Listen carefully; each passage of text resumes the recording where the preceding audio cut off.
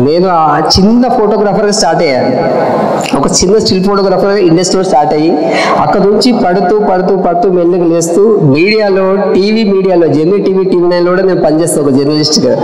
అంటే ఒక టెక్నీషియన్గా ఒక స్టిల్ ఫోటోగ్రఫీగా స్టార్ట్ అవుతూ అటు డైరెక్షన్లోనే వెళ్తూ మెల్లిగా బయట సీరియల్లోకి ఒక డైరెక్షన్ చేసుకుంటూ మెల్లిగా మళ్ళీ దాని తర్వాత మన 10 మందిలో పనిచేయడం కాదు 10 మందికి మన జీతం ఇచ్చేలా కావాలనే ఉద్దేశంతో ఒక స్టూడియో ఒక సంస్థ స్థాపించి ఈరోజు దరిదాపులో మన ఆఫీస్ నుంచి కొన్ని పదుల మంది బయట ఎడిటర్స్గా, సౌండ్ ఇంజనీర్లుగా, టెక్నీషియన్లుగా సెటిల్ అయ్యారు. నేను ఒక టెక్నీషియన్ ఉండి టెక్నీషియన్లకు నేను సపోర్ట్ చేసుకుంటూ వాళ్ళకి ఒక ఫ్యామిలీ ఒక బర్డెన్గా నేను ఇస్తూ ముందుకు తీసుకెళ్తున్నాను. అదే రిలేటెడ్గా ఇంకోటి ఏంటంటే ఈ మధ్యకాలంలో విజన్ సినిమాటిక్ అకాడమీ అని చెప్పి నేను స్టార్ట్ చేసి అంటే మన దగ్గరికి వచ్చినప్పుడు ఒక పని చేయడమే కాదు ఆటోమేటిక్గా ఆ పని నేర్పించి వాళ్ళకు ఒక ఉపాధి కల్పించాలనే ఉద్దేశంతో విజన్ సినిమాటిక్ అకాడమీ అని చెప్పి క్రియేట్ చేసి ఒక సంస్థను నెలకొల్పి ఆ సంస్థ ద్వారా దరిదాపులో ఈ రోజుకి కొన్ని వందల మంది మా దగ్గర నుంచి జాబ్స్ పెట్టించాం మనం. నేను జాబు అనే ఒక కేటగిరీ నుండి వచ్చి ఈ రోజు నా వల్ల కొన్ని వందల మందికి నేను ఉపాధికి ఇచ్చింది. నేను ఆ విషయంలో నేను చాలా సంతోషపడతా. ఇలాంటి అంటే నేను ఎందుకు చెప్తున్నానంటే ఇదంత విషయం ఇదంత కష్టం తెలుసు. ముందు నుంచి పడి ఓ రోజు అన్నం లేకుండా ఫోటోగ్రఫీ, ఓ రోజు ఉండి ఓ రోజు లేకుండా పడి డైరెక్షన్ డబ్బులు లేకుండా అన్ని నేను పడొచ్చున్నాను. నేను సినిమా రిలీజ్ వరకు కూడా ఎన్ని కష్టాలు ఉంటాయో నాకు తెలుసు. అలాంటి కష్టాలు చూసిన ప్రతి డైరెక్టర్ కష్టం నాకు తెలుసు కాబట్టి నేను పోస్ట్ ప్రొడక్షన్ నా దగ్గరకు వచ్చిన ప్రతి సినిమాను రిలీజ్ వరకు నేను తీసుకెళ్తున్నాను. రిలీజ్ వరకు 100% తీసుకెళ్తున్నాను. చాలా సినిమాలు ఈరోజు నేను చాలా గర్వంగా చెప్పుకోదలిచింది ఏంటంటే ఈరోజు 100 సినిమాలు నా కంపెనీ నుంచి నా స్టూడియో నుంచి థియేటర్ రిలీజ్ చేస్తాను. మేము థియేటర్ రిలీజ్ ఒక 100 సినిమాలు థియేటర్ రిలీజ్ చేశాను.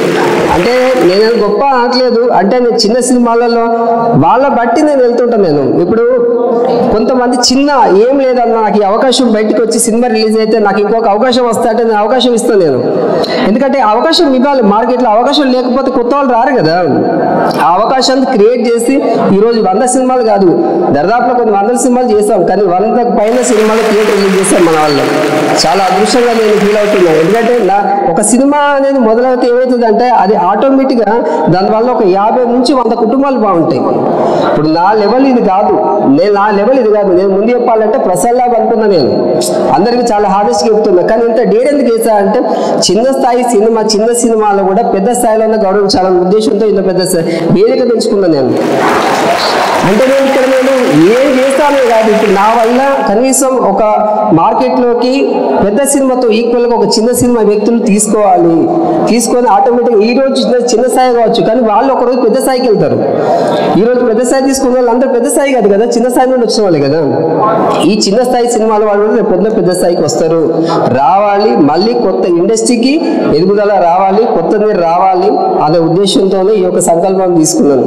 అందుకే మన రంగాన్ని తీసుకొచ్చి మన రంగంలో ఉన్న చిన్న సినిమాలందరికీ మనం గౌరవించి మార్కెట్కి తెలియజేస్తున్నాం. మనం ఒక best director cinema utter flop అయినా అందులో ఒక మంచి హీరో ఉంటాడు, ఆయన కనిపెడదాం మనం, ఆయన కనిపెట్టి బయటకు చూపిద్దాం మనం.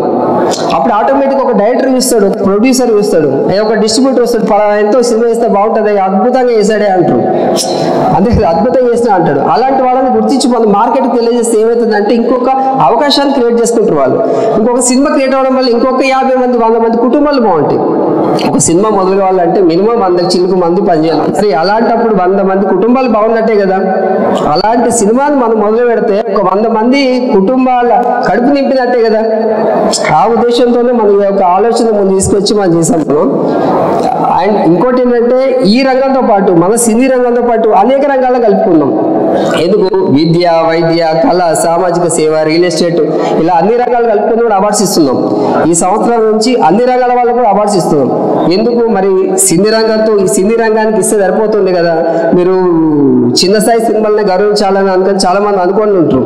అంటే ఒక ప్రొడ్యూసర్ అనే వ్యక్తి ఎక్కడి నుంచి వస్తున్నారు, ఒక రియల్ ఎస్టేట్ నుండి వస్తారు, ఒక ఎడ్యుకేషన్ నుంచి వస్తున్నారు, ఒక బిజినెస్ నుండి వస్తున్నారు.